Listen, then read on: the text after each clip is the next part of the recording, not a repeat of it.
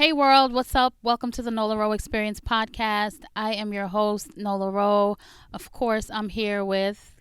Mr. Melee, what's good? How you doing? Oh, you're so calm today. Are you trying to act decent for Kenny? We have a guest, so Are you trying to act energy, decent? I'm trying to make a good impression. I think, you know what? It's all good. We are super excited because for the longest we've been wanting to have a conversation about politics, and we wanted to present this conversation in a way that's not boring and bland like the regular stuff that you hear on TV and on the radio. So I thought that the perfect person for this would be this gentleman right here. Thank you so much for being here. Tell the people your name, tell them where you're from, and tell them what you're all about in these Long Island streets. These Long Island streets. Yeah. You mean the best region there is in the country, Long Island, Strong Island. That's another abbreviation there. Hello, everyone. I want to thank Mr. Melee and Nola Rowe for inviting me on their great podcast. My name is Ken Patrick Johnson, a resident of the town of Huntington in Suffolk County, New York.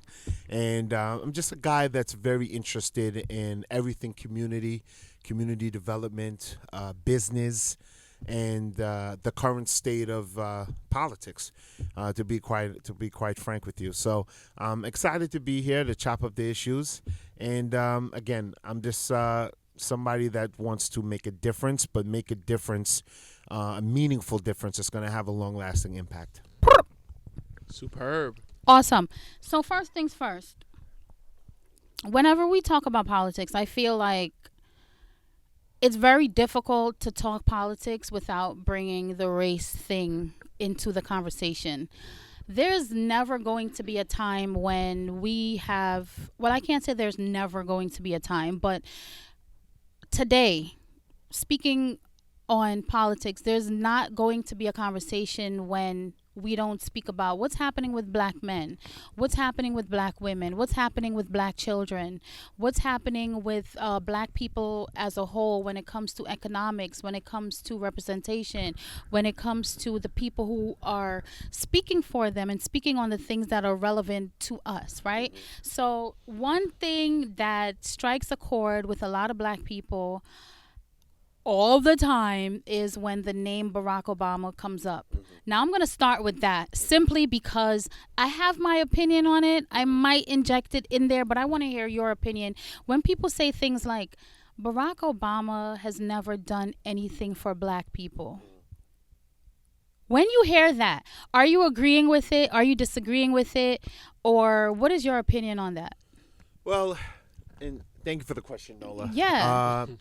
It's first of all, that's a great place to start. Okay? You're so cool. Barack Obama. Kenny is so cool. Yeah. Barack Obama is a great place to start. Salute to the president, our former president of the United States, Barack Obama. Now, I've heard that criticism before, right, from the black community, both local and state, and around the country, quite frankly, especially on social media, about how far did Barack go. He didn't go far enough to help some of these systemic issues that's plaguing the black community. And what I would say about that was, just to bring it forward, just like people expecting the new mayor, shout out to the mayor-elect, Eric Adams, you cannot expect someone to get into public office and clean everything up in 2 years. Or 1 year, or a few quarters. Especially things that have been there for hundreds. Exactly. Right? So I think that's a criticism that needs to be brought back to the table and reassessed, because, in my opinion, President Obama did the best he could to govern as not only a African American president, but the president of 300 million people. Sure. So we also have to remember that as well, is that he couldn't just be the president of black people. And I will say that as loud as I can or could, because there's so many issues that right before him was Bush. Bush was in office, the whole 9/11 thing. We and cannot forget that.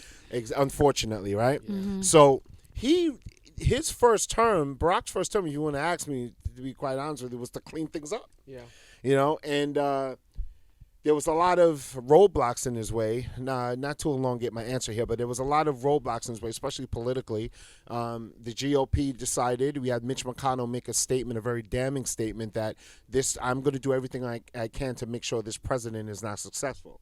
So you're dealing with such a toxic nature. He's like everybody's favorite person, isn't he? Oh my gosh! His name had to come up during this conversation, right? Mitch McConnell needs to retire. Take several seats. Exactly. And I'm going to say it for what it is. And let me just interject.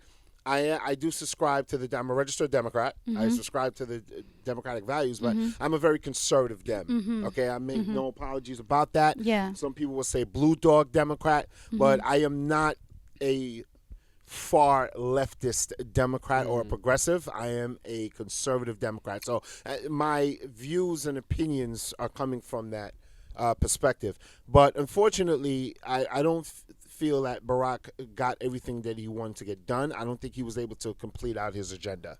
So we also have to keep that in mind, because there was a lot of things put into his place. So let me ask you a quick question. Do you believe that he did have an agenda specifically geared towards black people that he wasn't able to touch on or even carry through, or probably introduce to begin with? I think it's a combination of all of what you just said. Yeah. But let's think about the Big Brother program, the My Brother's Keeper program, Yeah. right? The mentorship program that he Yeah. had for young black men, Yeah. which he was very targeted about, and that's still happening to this day Yeah. through the Obama Foundation. Yeah. Right? So we have to give him credit and kudos for that. But I believe that he had a mindset where he was going to govern for everyone. Sure. Okay? Because black people included, I mean, it was 40, 50 million of us in this country. Any legislation that he would pass, such as the Affordable Health Care Act or any other legislation that he was proposing, black people are going to benefit from that. How did you feel about affordable health care? How did you feel about that? Because I feel like I initially, when I heard the plan for it, I was like, wow, okay, cool. But then so many people had issues with it. It's like the country was divided over this thing that you would think is here to benefit certain people. So how did you feel about that? Well, I felt like it was the intent of it is needed, right? Because other developed countries have universal health care. Yeah. The problem, like when you first hear it, you're like, oh, yes, cool. exactly. Yeah. Because if there's a family struggling or an individual struggling, absolutely, health care is a human right. Yeah. Right? To make sure that you're okay and that you are able to go to have resources given to you to help you out. The problem is, after a while, right? And a fair criticism is who's going to pay for it. Yeah. Right? Sure. How are the taxpayers? How are we? Because let's just put this out there. It's not their money, government's money. It is our money. It's taxpayers' money. That's why on all levels of government, people need to get involved, because it's just your money that's fueling all of these things. All right. So here's what's happening. I'm having these questions formulated in my head, and you're saying things that's causing my question. Like in my head, I'm like, okay, I was gonna ask him that. So I'm not. So stop answering my questions before I ask them. Two things that came. Well, shout out to the people of New Jersey. You're paying all of those tolls. Maybe New Jersey can pay for healthcare because they're paying mad toll. That was just a joke. But so you mentioned being a Democrat, Conservative right? Dem, yes. Do you feel like millennials are falling into that category mostly? Millennials. That's a great question, Nola. And let me also, I should really say, because we want to talk to millennials. That's who we want to talk to. Yes, exactly. And I consider myself a millennial. And what I would tell you is that maybe instead of using the word conservative, you can also use the word moderate. You know, okay. I represent the moderate side of the party. Yeah. When it comes to money and money management, as being a small business owner, just as you are in the city of New York, you have to be conservative with how you manage money. And I believe in a lot of conservative principles when it comes to that. But as far as where millennials are leaning, I do believe that a large swath of that particular population has a lot of ideas on how to include more people in if you want to call it, entitlement programs. We need to help more people. We need to reach out to more people. We need to make people feel more. Government needs to make more people feel inclusive, right? So I feel that a lot of millennials have that mindset, but the problem always goes back to, and a fair criticism that does need to be addressed is, how are we going to pay for these programs, right? So once we can come with that solution and come with something that makes sense, I'm all for that. I'm all for helping people, but it has to be responsible and sustainable. So I believe that there's a large swath of millennials that want to do a lot of big things, and God bless them, because they Today wanna, more than ever. exactly, Yeah. and God bless all millennials out there that sit down and read the papers and read the blogs and say, you know what, I want to do this, so maybe we should do it this way. God bless you. But we also have to remember the practicality in bringing those things to reality. Okay, so my original question should have been, what is your definition of politics? And I feel like what you just said, it's, in my head, it's like a lot of budgeting, right? A lot of figuring out how to allocate funds, how to allocate different resources. But what is your definition of politics? Because honestly, in my opinion, I kind of feel like, depending on who's looking at this, it's a bunch of different opinions. You have people who are looking at it like politics, right? Facts. You have people who are looking at it like, okay, this is absolutely needed. It's like a vessel in the community to make the bloodstream flow. You know what I mean? And have resources and funds and programs and different things reach the people in the community. So what is your definition of politics? Is it needed? Do we need it? We definitely do need politics. We know you're gonna say that. Yeah, we yeah. we knew Yeah, we you knew knew your I was coming, answer. right? We definitely do need politics and political infrastructure and government to serve as a framework, right? A foundation. In the black community, and especially the West Indian communities, that word politics is commonplace. Politics. Let's put an accent on it, because Exactly. since it's them saying it, politics. All right, cool. Politics, right? So yeah, It's okay for you to use your Jamaican I accent. was just going there. Just going into it. It's just we can't deal with the politics on Ah, all the yes. Jamaicans, right? That's what I was talking about. The All right. Jamaican community, God bless Yeah. you. The whole West Indian community, Yeah. and I don't mean to get off on a tangent, but all of the West Indian countries, we are one Caribbean. Let me Yes. just put that out You there. always say Yeah, that, and I love it. We're do one that. Caribbean. Thank you for saying yes, that. We're one Yeah. Caribbean, Yeah, that's a Guyana, fact. Haiti, Jamaica, Yes. Trinidad, Grenada. Anybody I left out, you're included. We have to stop that ignorant mindset that it's one country versus Yeah, yeah. each other. Mhm. It Yeah, can't yeah. be like that. Absolutely. Because can you imagine if all the Caribbean countries come together as a unit? Hello. We'd be unstoppable. Hello. Look at what Barbados just Hello. did. Yes. Okay, by separating themselves. Big, becoming big a republic. things. Love yes, it. Right. Yes. So all right, so let's get back on on rhythm here. It's definitely needed because government is supposed to be here to serve the people and to use the weight of their resources to help the masses. So I do believe that politics is needed, and I do believe that I don't care what financial status you are, I don't care what age you are, or what ideology, Republican or Democrat, that you subscribe to, or independent.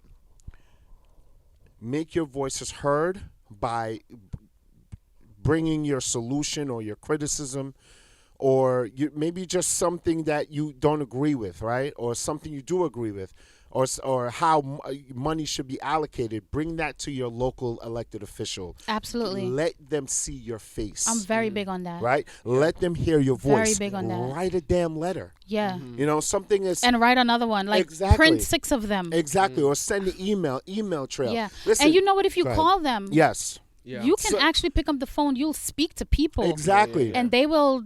You speak talk to a to you. chief of staff, Yeah. or speak to somebody in the office. And if for that, some reason there is not a response, you can follow up. exactly, Sure. you seem know like what you I have a mean? lot of experience with that, Miss Nola. Kenny, you know. You know what's been going on. You know I've yes. had to call a lot of people Yes. to the point where people like, what district are you in? And they're like, yeah, sorry, we don't serve that. Because I call mad people. That's good. That's But excellent. the reason why I brought up the millennial thing and what the definition of politics is because there are so many things that have happened where people feel like these guys will say one thing and then when they go into office they do something different. Now Yeah. let me inject this little piece of history really quickly. Yes. I feel like on so many podcast episodes I reference the book Sapiens, right? Because this book literally made the shape of my brain change. I promise you. So the book is based on a brief history of mankind. There's so many things that have happened in our civilization that we are so unaware of, right? Sure. One thing regarding politics is, there was a time when people managed and governed themselves, right? You have small groups of people dispersed around a land, or we can't call it a nation yet, because there was no government, but people were experiencing a lot of weird stuff. Like if people from another community wanted to come over and pillage or Yeah, yeah. do whatever, rob, rape, whatever, they could come and do that, right? Or they'll come and say, you know what, we don't have any goats, you have a lot of goats, run them goats, type of thing, right? What ended up happening is you did have people of power who were like, listen, if you want our protection, right, we can give your kids schools, we can help you guys with a lot of different things, security. This is where the military stuff starts to come into, policing or whatever. We can give you policing, we can give you schools, we can give you protection, resources, but you just give us a small fee, which would be considered tax, right? And over time, people started to feel the need to depend on these forces and these authority figures to protect them and help them gather things, healthcare, all of those different things. I believe that after a while, we've become dependent on these people so much to the point where we don't see our power. So you mentioned that it's our money. Yes. Right? Yeah. We Yes. are the bosses. Yes. And I want to drive that point to millennials and the people, like you said, West Indians, who feel like this is a tricky thing. Now, politicians cannot be tricksters without citizens helping them be tricksters. Because if you're a politician and I'm like, yo, I need such and such built on such and such place, we need to get those people moving, I'm going to give you money. I'm a citizen. It's the citizens who are enabling politicians to be tricksters. Because we're the ones who are like, just run him a little extra 100K and make this happen. So how do we encourage and push millennials and people who feel like this is all a tricking game? How do we encourage these people to understand that you're in charge? You run this. Yes. And if you want these people to not be doing what they're doing, we need people on our side to not enable it. Like, how do you even get people convinced of that? So you just put a line in my head: we run things, things don't run we, right? Oh, damn. And right, that classic line there. We have to get involved. Period. We have to get involved. Period. We have to get involved in the process and stop voting party line. Okay, vote for the person who's going to execute the best policy based upon your research. Too many of us are too damn complacent. And that is the problem. I'm just going to speak this is the Nola Rowe experience. And no, this is just not the Nola Rowe podcast. It's the Nola Rowe experience. So you're going to get an experience of a conversation here. Shout out to the executive producer, Elijah Johnson. So, what I want to say, what I just, want to make sure people are acknowledged that Love Kenny. every day I get up, I make it a point, and I drive my mother crazy with this, but I immerse myself in information. Information is power. The more Facts. information in your head is the better you're going to be able to navigate this thing called life. Sure. Facts. And know how to get the most out of it as possible.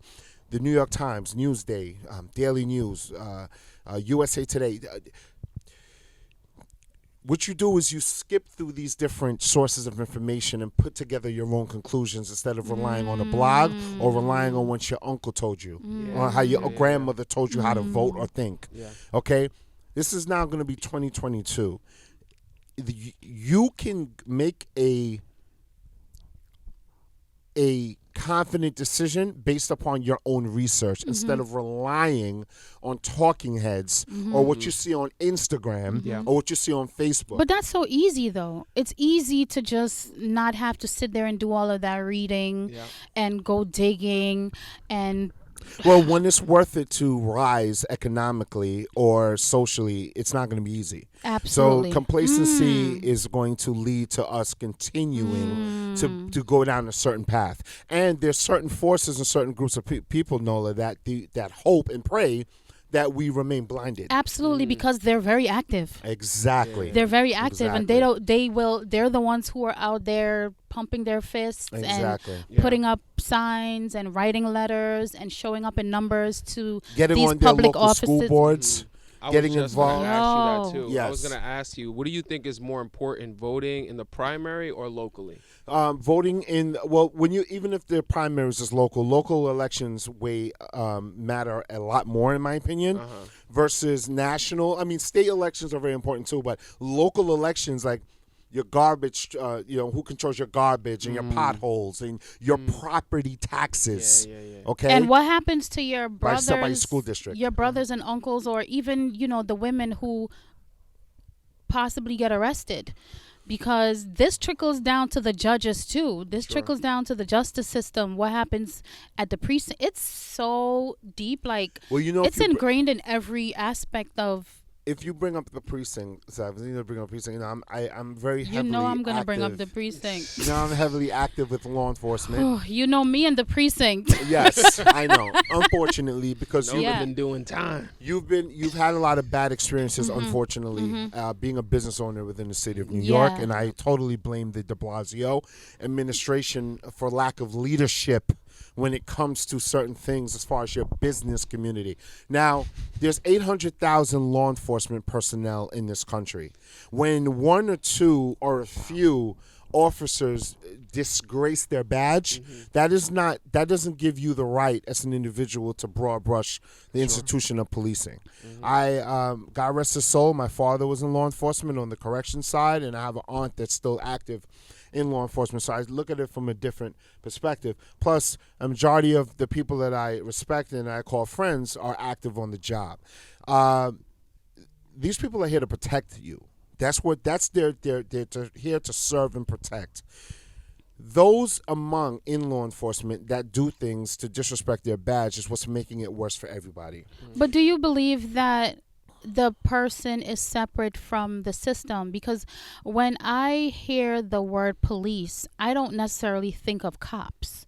I think of an institution. Yes. I think of systemic things that have been here way before these people were kids, and they're like, I want to grow up and get rid of the bad guys. But then when you walk into that door, it's kind of like being an entrepreneur. Like you're like, I want to own a business, I want to do this. But when you get into that business, all of a sudden you're like, yo, I had no idea. Yeah. I think you don't know what it's like to be a cop until you are actually in that door and you've been on the job for a good amount of time, and then you're like, you know what, maybe the things that I've been wanting to do, I can't do it, because I've seen so many instances of police coming forward against their fellow police, and they get, I don't know what the proper word is, blacklisted, I was gonna say blackballed or blackballed, whatever. one of I've those. seen that happen where all of a sudden you're sitting at a desk, or people are threatening you, or you're no longer a part of the clique, like you can't go out with them and stuff like that. And I do feel like, yes, we have a lot of people who mean well. They go into this with the intention of doing great things for the community, but then when you step in there, you're like, oh, I'm one person. There's already a system of things here that I don't know if I can affect change within this. So they also remain complacent. Yeah. As a business owner, just like you're a business owner, I look at it very black and white. Yeah. So I run 3 for-profit businesses and 2 nonprofits that are in development, right? So I have 5 entities that I run. It's simple. If you're doing something that goes against the people that are responsible for building the institution of law enforcement, which is taxpayers, because that's what they're in the job to do, then you need to be gone. If you disrespect or disgrace your badge, you need to be out of the job. Period. That's how I look at it. Yeah. Because But in is private that- is business, that- I would kick you out But immediately. is that Sure. reality though? That's a reality that has to be pushed more. Right. Right. And how does Because- politics? How does that relate to politicians? Because politicians are, as far as the structure, the politicians appoint the police chief and all the police management. They set the budget for the police department. And for the people who don't know, like how is the mayor? I'm just going straight to the Right. mayor for a reason. Right. How is the mayor related to police? Well, the mayor, so let's take New York City, for example, right? The mayor of New York is the commander-in-chief of the police department. The NYPD is the biggest Light police bulb. force. Hello. The biggest and strongest. They have 38,000 uniformed personnel. And the mayor is in charge of And these the guys. mayor is the commander-in-chief. Now, actually, within the total NYPD system is 50,000 people. That is a behemoth of a system. So the mayor is in charge of appointing the police Okay. commissioner and all of the bigwigs that run that report to him. Just for the people who Right. don't know. The people that don't know, Yeah. that's how it operates. So Okay. when we have bad things happen in law enforcement, maybe it's just not police, and whether it's any enforcement entity, Do you think the mayor always know? I think unfortunately certain things don't reach his or her desk. You know, this is not talk about New York City, but any other city, right? But it's the job of the person to go directly to then the politician, Absolutely. and keep the pressure on to say, I voted for you. Your constituents in my district or my neighborhood voted for you. You have a job to investigate this and give me the facts or wrong or help right the wrong that I experienced. Because unfortunately, the longer that doesn't happen is the more people are going to look at law enforcement with a side eye and not trust the people entrusted with protecting you. But you know what, So- Kenny? And not to cut you, politicians have to do a way better job of not jumping on the bandwagon and pushing a certain narrative about law enforcement, because the good one gets Yeah. brushed over. Right. And unfortunately, that's And I happening. agree with that. I Absolutely. agree with So, that. But yeah. it's crazy, like when perspective comes into play, because this is all perspective, right? Yes. You're coming from an angle where your father, rest his soul, your aunt, and a lot of your friends are involved in law enforcement. Yes. And you have a direct view of these people's characters, so you know, like, their hearts and their intentions are in the right place. Absolutely. So there's no way that I can say police is whatever the adjective is. Like, you can't just describe all police with one word. Sure. But here's the thing, though. We have people who, I'm one of them. I have a different mindset because I've been exposed to different things. But I come from a place where I completely understand how people who have had nothing but bad experiences, who have no direct view of these people's characters, feel jaded, unsafe. Sure. I know for sure that Breaks my heart. I'm telling you right now, even though I have cop friends. I have friends that I can call with issues or whatever. I know. But here's the I know. I did my investigation on these people, all right, before I did this interview. No, go ahead. He's not the only one. That's the only one. There you go. There you go. There you go. All right, Nola. For the people who are not able to watch and you're listening to audio, that long pregnant pause was just me trying to gather my face. But anyway, I grew up in a place where I've seen police come in and grab young black boys and throw them on the ground, throw them on the street, and have their face on this filthy ground, and either punch them to keep them down or do a bunch of different things. I have personally never had any type of face-to-face or first-hand physical interaction with police. I've argued with them, right? I've definitely gone into all types of verbal things with them. But the people who don't get to see good character, I don't even understand how to begin convincing them that you can't use a broad brush. Because you can't tell me that these people are good when I just spent 6 months in jail for something I didn't do, and I know for sure they set me up. I've sat in a courtroom and saw a cop on a stand set somebody up that I know, and the lawyer broke the story and kind of exposed them like, you're setting a bunch of boys up from this neighborhood. How are those boys supposed to say, you know what, let me trust my public servants to protect me, when even to this day, knowing good cops, if a cop walks into this room right now, I don't feel safe. If the car shows up behind me when I'm driving, I don't feel protected. That's sad. Yeah. I go ahead. If I'm standing outside Yeah. and they drive by, I don't feel like, oh, you know what, cops are here, everything is going to be all right. No. Their presence shifts the energy. You feel weird. Like, did I do something? Are they going to look at me? Like, how does my face look? If you're driving in front of them, should I stay at this speed? But I'm a little bit different because I kind of don't give a fuck. Like, if I know I'm not wrong, I don't care who you are. You're not running me down and putting pressure on me. You understand what I'm saying? Because I know I didn't do anything wrong. But I totally understand the people who are psychologically scarred in that way, and they don't feel like they can rely on their public people. And these are the people that I really would love to reach and touch and help understand that you run this. Exactly. And we really want to drive that message home. Like, you're in charge of this, guys. You are. Yeah. You know, you touched on a lot of things there, Nola, and Fact. my heart is aching right now hearing this, because I wish I can get to everyone who you're referencing that you know personally that's had a bad experience out there with law enforcement. I wish I can get a hold of them, find out where they live, so I can get a hold of their local assembly person, their local senator for their district. Well, we could talk about maybe most of the boys that I went to high school with. Okay. That's a whole neighborhood. You Or- understand what I'm saying? Absolutely. Yeah. Or their city council Right. person, New York City Yeah. Council, who has jurisdiction over Yeah. this.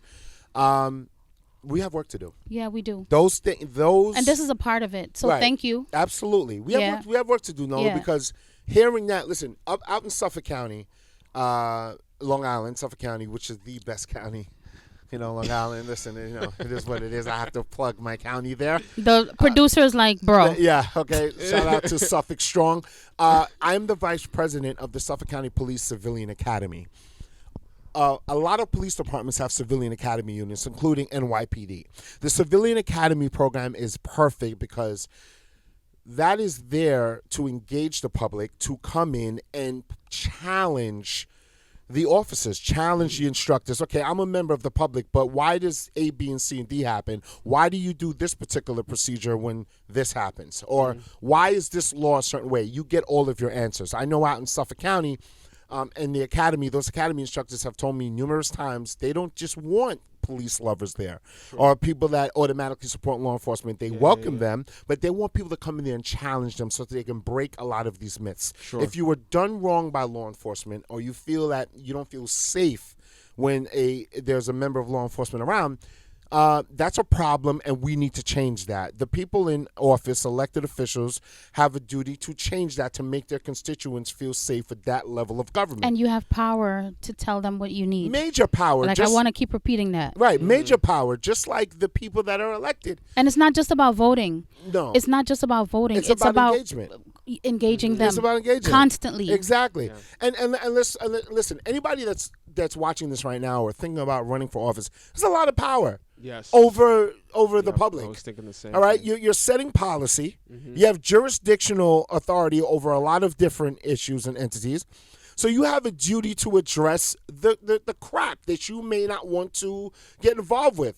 Okay, but there's a lot of crap that needs to be addressed, because I'm sick and tired of having conversations with people that have been done wrong by government. And not just maybe from an enforcement arm, but if you feel that your politician's not getting back to you, your local elected leader, whether you voted for him or her or not, you need to have you need to be able to address your issue and come to a solution. That is why you get in government, to help people. also, you don't necessarily have to run for office to have an impact. You can be a community leader. Yes. Be that person in your neighborhood or your city or your town or village to assemble people, have community meetings, and bring it to those elected leaders and say, you know what? This is what we want done. This is what we want to inquire about, or we need more resources to this particular area. How do we make that happen? I have an idea. Stop, not to cut you, stop feeling like you do not have the authority to do that. Okay? Because, again, you're the taxpayer. You do. So demand what you want. Absolutely.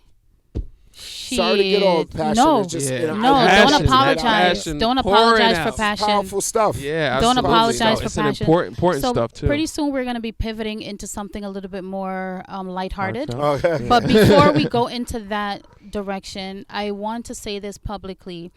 I would like to use this podcast platform as an avenue to collaborate with you and help us give our followers, viewers, listeners tips. Very palatable stuff, digestible stuff, small little tips once in a while, letting people know here is one thing that you can do to help affect change in your community. Absolutely. When it comes to politics, because we don't want to tell people a bunch of shit in a language that they don't understand. I can't stand that. Like, it goes over people's heads, not because they're stupid, because you speak in a way that's not relatable. And it's really important. People like graphic stuff, right? You throw one line out there and you're like, you pretty much wake up in the morning, hey guys, good morning, if you want to do such and such in your community, do this one thing, right? Another day you do a second post. So that's what we want to start using this platform for. Helping people understand small digestible language, so that they will understand the real power that they have to affect change in the community. And I am from a Caribbean community, the people who use the word politics, right? And I also grew up in Flatbush, Brooklyn. I grew up in the 90s Brooklyn. I lived in Brownsville. I've lived in Southside Jamaica, Queens. I have lived in all of the places in my childhood where I see why people don't have faith. Because when you go to their schools, the curriculum is trash. The schools aren't safe. The kids are not afforded the same opportunity as the kids 5 miles east.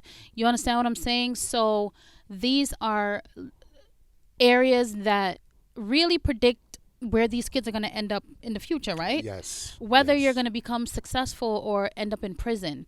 So we want to start throwing out little tips out there. Of course, we're not looking to change the world. Nobody's realistically trying to change the world. But do your part. If you can do your part and we all do a little part, it makes a difference. And we appreciate you doing your part. Thank you. And so get much. passionate. Yes. We like that. Like, that's what that. you need. Don't apologize for your passion.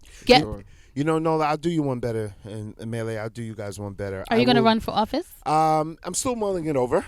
Okay. Maybe one day. But I'm going to be honest with you, just as being a business owner and a community leader, somebody who's very active in my community, I feel like I have a lot of power to do certain things. Just from that capacity. But we never know what the future holds, so we'll see. But I'll do you one better.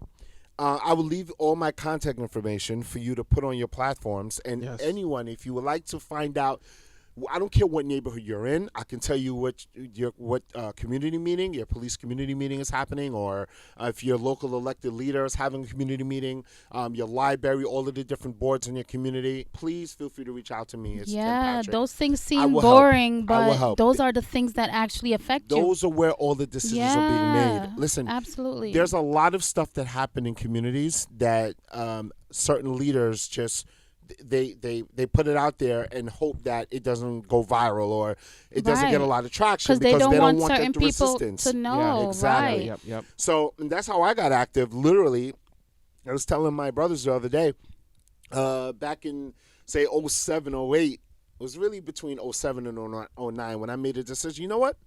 Who's on my library board? How does the library get their budget? You know, Who's my water commissioner, my water district? These are questions that I started to answer. Like, if I want to buy a house in my community, who decides what the property taxes are going to be?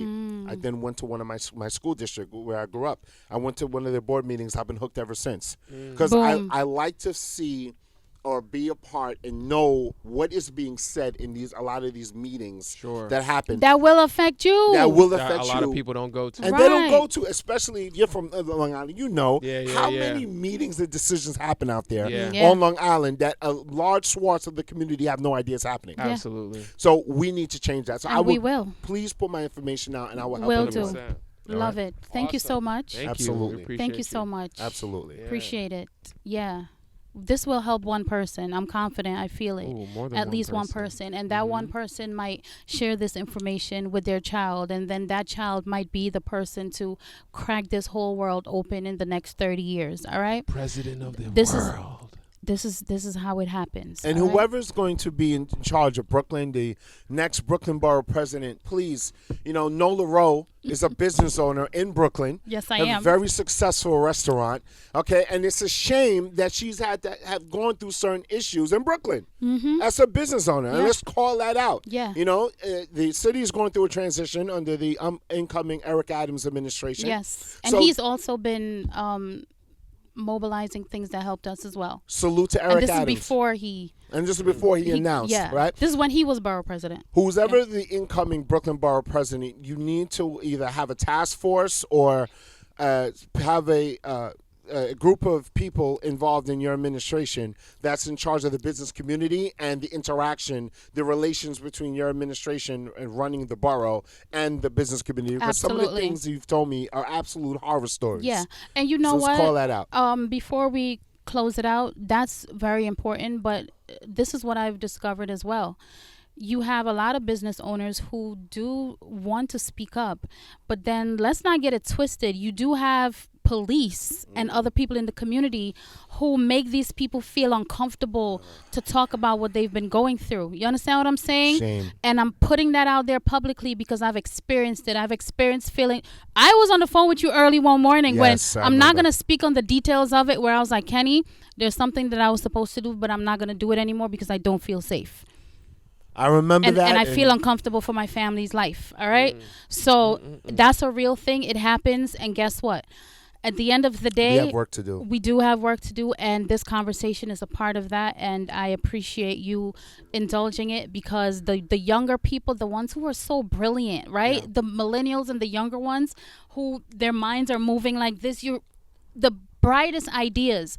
You guys are gonna break this out of the break this conversation out Absolutely. and help the whole world understand it. So Absolutely. yeah. So Beautiful. Bring it home. can we all take a deep breath and before we move to the next section? Woosah. Are you woosahing with us? Yeah. Release that from your bodies. And now let's move into the next segment. What is this segment called, Melee? Because it's such a mouthful. Like We didn't fully get it down, but with something like the SOA, Q&A, adrenaline questions of the day. yeah. Adrenaline. Adrenaline. SOA. All right, so during this segment, let's introduce it to Kenny. During this segment, our producer, Shot of Adrenaline, will ask us these questions that I don't know where the fuck he finds them from. But a few times I'm tilting my head to the side like, I don't want to answer that. But the point of it is you have to, right? And hopefully you can think quickly and find an answer that These does... are uncensored questions? Are they uncensored? He No, would. you He know would. the man. He would use the. He would use the word help it. uncensored. I can't This help it. I guy, can't help it. I man. can't help it. You know what? I think you might be my favorite guest Okay. so far. Oh, that Nah, Because- really, that means yeah, a lot, The that's guys. first so thing he wonderful. says is, Too kind. "So, is he your executive producer?" I love that question. We're like, he's the producer, but now we feel bad. Like, should we make it executive? Like, Executive or a presidential producer? yeah, presidential producer. You know what? Our presidential producer, Shot of Adrenaline, is about to start and asking us these questions, and we're gonna start with you. Okay. Yes, You make let's sure do it. that the first question is the hardest one. All right, Okay, thanks. let's do it.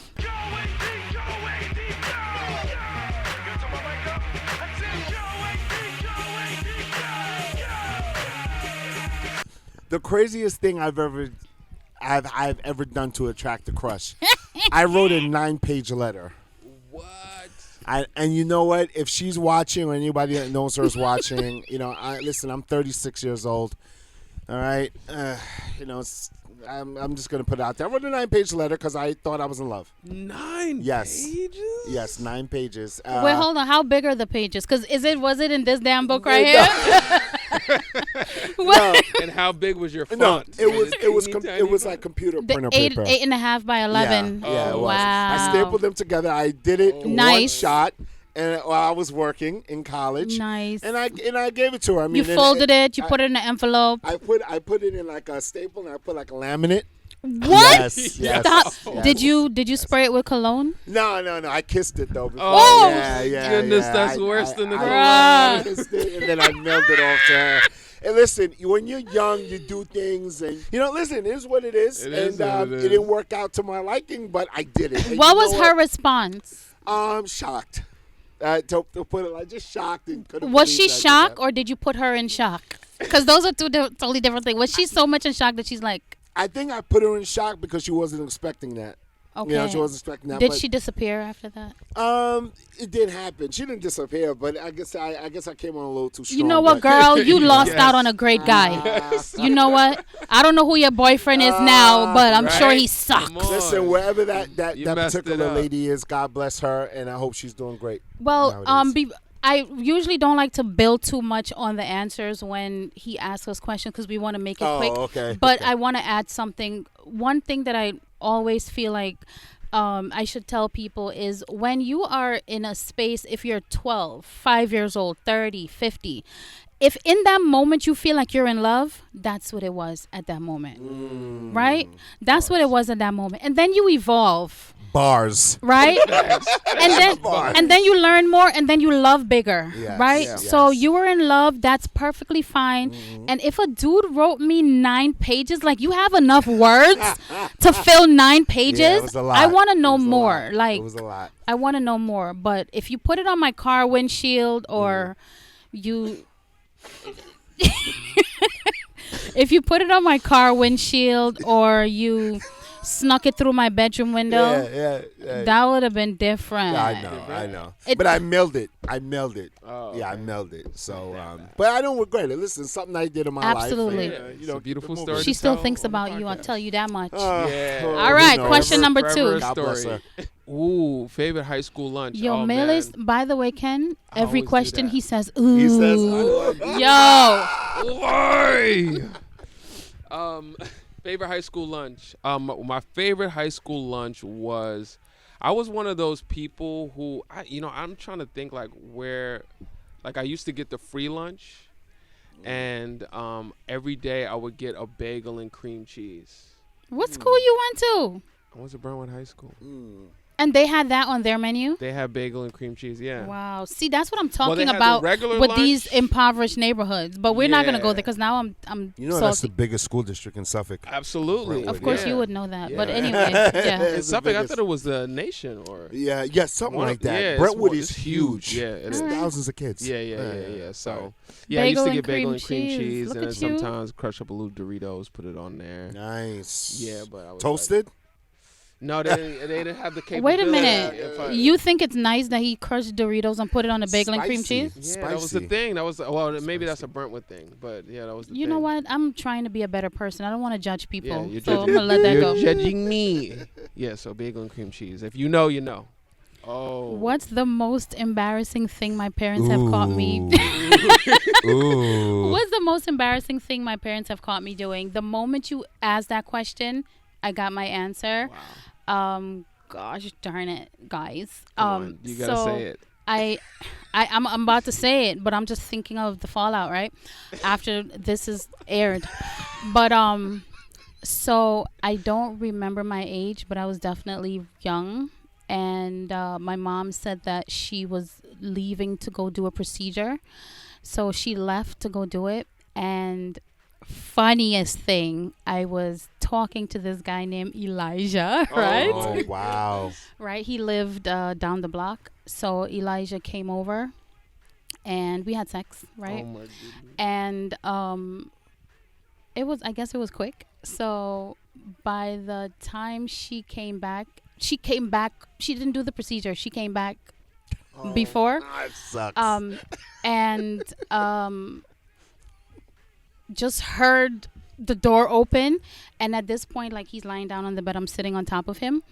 And she just opens the door, like, and I'm just sitting there, like, and he's like, Oh, so my if you're not God. watching this on YouTube, just go to YouTube just so you can see. I'm not explaining those facial expressions. Gosh. But there was a condom, like, on the dresser, and I'm just looking at the condom like, please don't let her turn and look at the shiniest thing in this damn room. But yeah, very embarrassing. Very embarrassing. Woo. That's funny. Exactly. Like, that's what these adrenaline questions do. Like, Yeah. Who the hell is writing these questions? My God. The question is, how many people can somebody sleep with before you judge them? So my answer is that I don't judge off of body count. I'm a grown-ass man, and people have histories. I mean, everybody's somebody's leftovers, technically. Let's stop the bullshit and grow up and mature. Yeah. So I don't judge off body count, whether you had 2 or you had 20. If we click and we have some chemistry, then we're good. what if she had 200? I don't know about that. Yeah, I don't know about that. That number there look excessive, you see me? But I don't know about that. Translation, So if we you've know the had number. 200 bodies, We know it's a the little number. excessive. I don't know about that. So it's 199 is his answer, guys. 199. If you're that's the over number. 199. We definitely don't judge off of body count. Grow up. That's good. All right. Go-to movie of choice. Ooh, what we talking? We talking action? We talking Just any movie, rom-com? brother. You gotta break it down into Wait, hold on. What's categories. rom-com? Romantic comedy. Oh, wow. You fucking Long Island people, man. Rom-com. Oh, my God. Strong Island, baby. Come on, Strong come Island on. all day. Rom-com.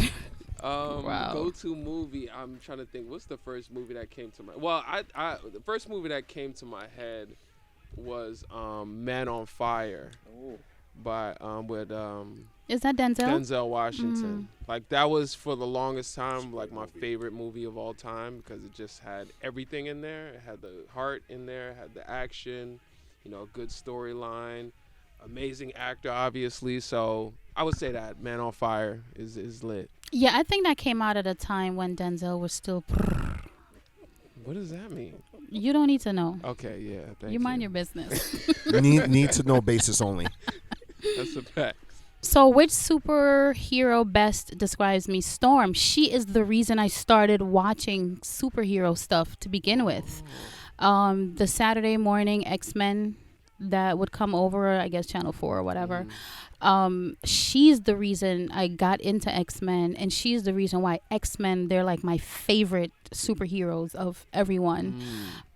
It's just this black chick that can change the weather. That's a fact. Like, y'all are out here doing rain dances, and she just thinks about it, and it rains.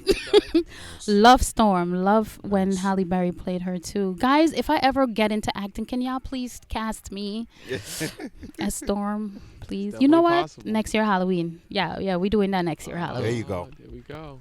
Did I win my first fight? No.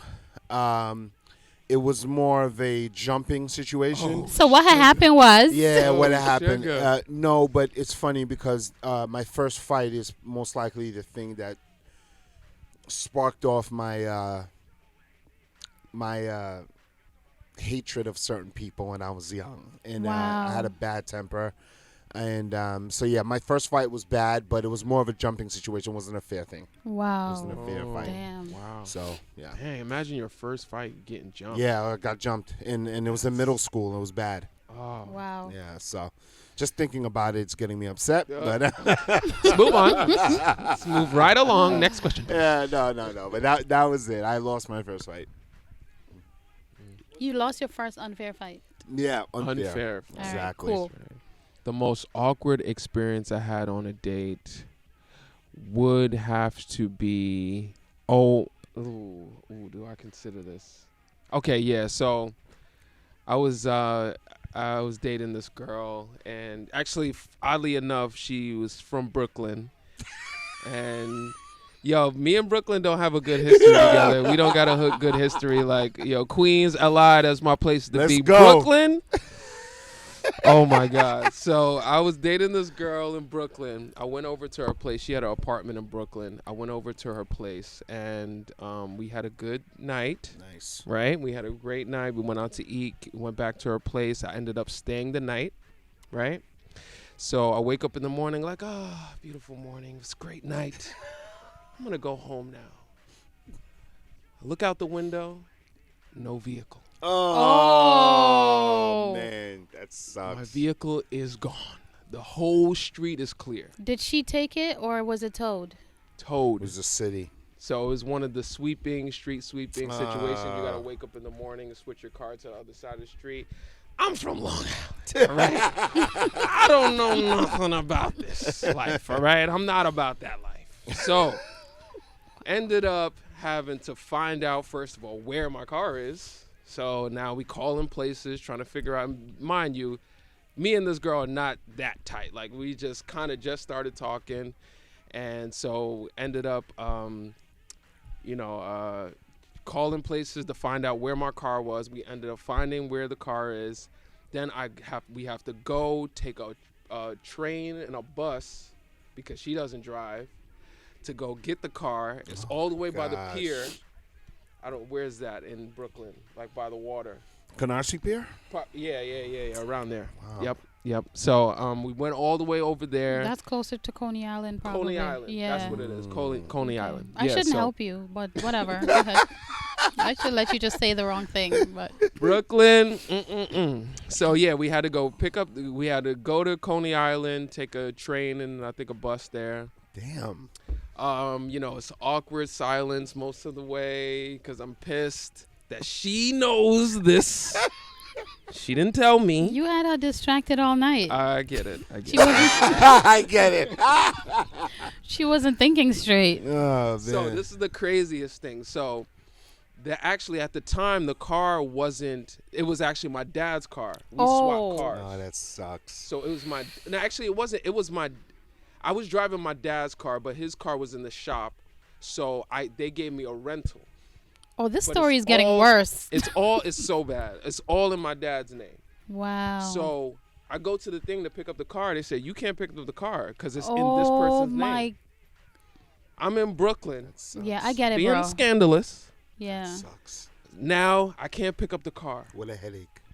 yeah. I got work the next day. It's getting late. We've been out all day. Wow. We've been out all day. It's getting late. I'm sitting there like, yo, what am I gonna do? Like, I gotta call somebody to come pick me up, and like, I can't tell my dad this. I can't tell my Yeah. dad this. I'm a young man. I'm like, all right, so what am I gonna do? I'm pacing, thinking about it. Da da da da. Boom! It hits me. My middle name is my dad's first name. Ooh. It's like, options. So I go. I'm like, all right, let me go try again. I wait for the shift to change. Now. Smart. So I wait for the shifts to change. I go up to the new person. I'm like, come pick up the car. He was like, oh, this car's in a different name. I'm like, no, my initials is this, JFJ. The first, I use that name as the name on the thing. I'm like, oh, okay. Wow. Finally get the car. I can't pay for it. I don't got no money. It's like $400. It's like $300 and something, almost $400. Damn. So Does I she have to- money? She don't got no. Well, I don't know, but I'm in a position. I don't want to ask her for money. I don't even know this girl like that. So And you slept in her house. All and I right. slept in her house. That's what So you got. I had to do some super trickery. I was running a different business at the time, so I had to do this unfortunate situation. Don't say anything that's going to blow back on this Yeah, podcast. I know, Melee. right? All right. Gosh. Damn, maybe I shouldn't say Well, this. The TMI. Nola Experience podcast Well, has a scammer on Yeah, their. disclaimer. We cannot be held Let's liable. just say I had to move some money around. Gotcha. And I was able to get the money. Awesome. But You did what you it had to do. I did what I had to I'm do. you had to exhausted do. with your story. Yeah, I it feel was a bad lot. for you now. Oh I my get it. God, yo, it was I so wouldn't like much. Brooklyn either, to be honest with you. Yeah. And you know what's so funny? I haven't seen that girl since that day. She doesn't want to deal with you and your drama. That was a lot. You weren't meant to see her again. Yeah. That was the signs. So, yeah. Whew. What is the most childish thing I still do? I don't do anything childish. Oh, wow. Don't believe Straightforward. that at all. What I just did was childish. That was literally childish. I That- think the childish thing that I do is I'm like probably just being super silly, especially with my kid. I'll tell him just crazy stuff, especially like when we're in the car together and we're driving. I'll tell him like the craziest, silliest things just to throw him off and shock him. Maybe that, but overall, to be honest with you, nah.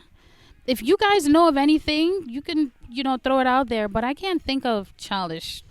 Come on, Oman and big woman. Big woman thing. Big woman thing. Yeah. 90s dancehall. Got What's the question? Oh, sorry. Okay, so the question, so the question eager. that I got is 90s dancehall music or 90s hip hop music. It's 90s dancehall. Yeah, we kind of knew that. Got Don't talk. Got Done talk. Don't talk. Oh my, yo, why are you trying to bring up past traumas and all of that? Past bro? Like, traumas. come on. Hold on, this is at lunch. Lunch. I Repeat the guess. question. All right. So, what table did I sit at in high school? I was. Our guest is reminding us Right? what we're supposed to be doing. I know, right? We're so bad. So the table that I sat in high school was the lonely table. I was the quiet kid of the school. Were you alone or a bunch of lonely people? I was alone for the most part. Okay. But, it's also, I guess, kind of like the pity table, too, because, like, a lot of times people would feel sorry for me and then say, hey, come sit with us. And then I would be sitting with the cool kids, but I still wouldn't talk. So, I would either be sitting by myself or with the cool kids because my brother was really popular. So some of his friends would probably try to bring me to their table or whatnot. But, yeah, I was a loner. I was a super loner. So I would sit alone a lot of the times and draw. I had a sketchbook. I would just draw. Nice. I was But that- now that you're guy. handsome. You. I have a poppin' podcast. Now we can take you on Maury Povich and say, look at him now. I know. Is that Yep. the show that they used to do that on? Like when people had bully situations or whatever. You never seen that? There will be I know what you're either talking about. I bullied, don't know which but show. then they Maury became Povich show. mad sexy. Maybe like Ricky Lake or something. Yeah, Ricky Lake. Man. And then all of Yeah. a sudden they were wearing like skimpy clothes and shit. And they're The like, Sally you Field used show. to That's beat me. me up and now That's me. I wear shorts. It's so I would like to see the perspective of people who I went to school with because I know it just seems so weird that I never spoke and now I'm like Now you see don't shut me the on fuck up. TV. Now I don't shut the hell up.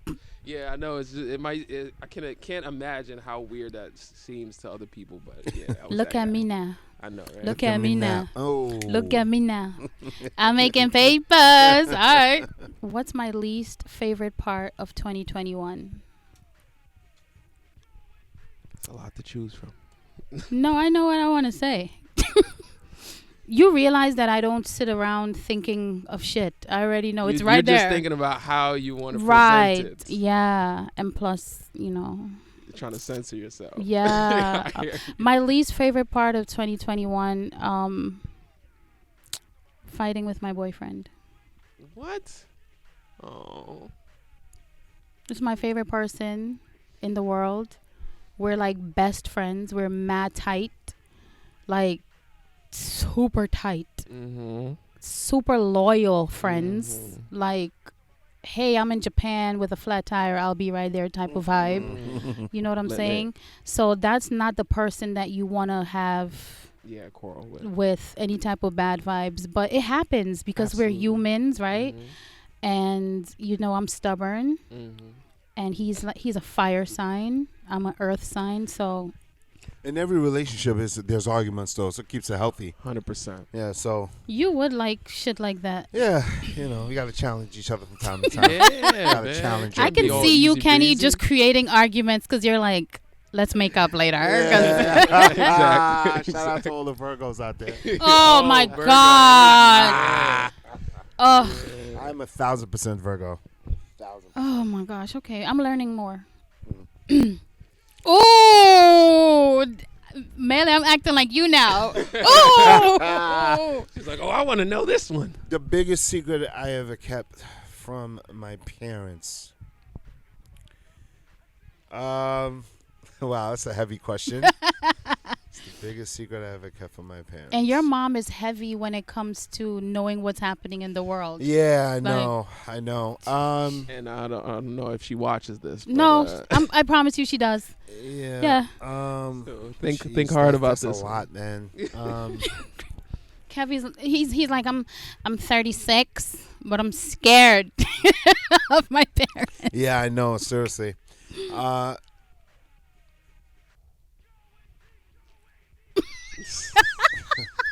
Yeah, my for pass for that one day. That about FBI something this. A Rasta man, I'm telling you. Yeah, man, I go pass here. I'll pass here, sir. Hold on. Let me catch my breath. Hold on. I can't breathe. Wait, hold on. Yo. Hold on. So let me translate for the people that you just screwed with their heads. He's saying he's going to pass. Yeah, come on. He's not about to let go of any. Incriminate That about himself. FBI something this. He doesn't No wanna secret from incriminate parents. himself. He's trying to say this is the feds. He's not answering that question, ladies and gentlemen. Houston, Pass. the question has passed. We've never had I that. think that's his goal. That's his goal, to get people to pass the. That's a good. Yo. That's great. That's great. If I could talk to my great grandfathers, to me that sounds like enough greats to fit into the Haitian Revolution, 1804, man. So I would love to ask them about how that all went down, what that was like, and like, man, I would love to even tell them what that did, because I don't even think they knew at the time what that was gonna do. They're just surviving, right? Yeah, they're just like, yo, we got to do something, and Yeah. they set it off for everybody to be free. Wow. Know what I mean? So I would definitely love to have that conversation with somebody with my great grands from that time. So that would Wow. be so dope. Yeah. That's God a bless all the really Haitian warriors. that's Yeah. a really cool lineage to be connected right? to. You know. Yeah. Yeah. That's facts. Nice. Who was my first celebrity crush? Marcus Houston from Immature. Oh my goodness. Batman, we called him at the Batman. time. He was Yeah, Batman. Wow. Yeah. I why? will never lie again. Ooh, you will always be my friend. You will always be. Yo, y'all don't know the song? Heck no, we don't know the song. What? It's called Never Like, Lie Again by Immature. It's like 1994 or something like that. I ain't listening to no Immature. Wow, I'm listening guys. to He was so DMX, cute back then. To Onyx. But now he's like marrying teenage girls and shit. Oh, really? Yeah, I heard some weird stuff about that. Yeah. So Uh-oh. that was back then, though. Like, Okay, yeah. I was over Be him. clear, be very, clear. very Be long clear about time ago. that. Yeah. Clarity. Yeah. Jamaica. Ooh. What's the question? Oh, the question. so the question was, if I can have dual citizenship anywhere in the world, where would it be? It would definitely be within the island of Jamaica. It's a beautiful country. All of the Caribbean countries are a beautiful country, but there's some things that I would like to do as far as extending my community work, and I would love to do it in the Caribbean region. And that's coming from a strategy perspective, but it would definitely be Jamaica. Oh man, you know what? That's crazy. So what is my favorite line in a song? I was just thinking about this yesterday. This song from The Roots. I'm forgetting the name of the song, but I know the line is, the hook goes, out on these streets where I grew up, the first thing they teach you is not to give a fuck. That kind of thinking will get you nowhere. Someone has to care. And that always stuck with me. Someone has to care. Because that's true. Like, the first thing they teach you is don't give a fuck about nothing. But nah, somebody has to care. If nobody gives a fuck, that's why we Lost. in that, you know what I mean? Exactly, Like, Melee. yeah, we lost. So It will be a melee. yeah, it would be exactly. Melee. Be a Melee. That's a fact. So yeah, The Roots. Shout out to them. Nice. Before we officially wrap, just want to say thank you Yeah, for of including course. me, Yeah, both thank of you you. for coming. God This is bless to great. both of you and what you're doing here with this podcast. I see the vision. I see where you want to go, and anything that I can do to help push the agenda for this brand here, that everyone, I want you to look at this brand. This is going to turn into a brand. I feel it. And I want to help you grow this. Thank all you right? so much. And you And already are doing that thank you. by being Yep. here. Thank you so much. Absolutely. You're welcome. God bless the podcast, and God bless everyone associated with it. Yep. That's literally what every president says when they end their speech. God bless you and God Politician bless right the here. United States of America. Literally the same exact Politician in thing. the making.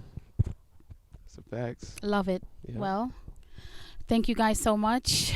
You are our experience and we're ecstatic to be yours. Guys, make sure that you are subscribed everywhere. Make sure you are commenting, liking, leaving reviews, because when you interact with our podcast on your favorite platform, you tell the algorithm that you're interested, and the algorithm allows more people to see us. So, anything you want to say before we... No, man, we said so much. This was a wonderful episode. I had a great time, and it's man. I think people are gonna gain a lot from this. So Yeah. it did its due. Yeah. Peace. Nola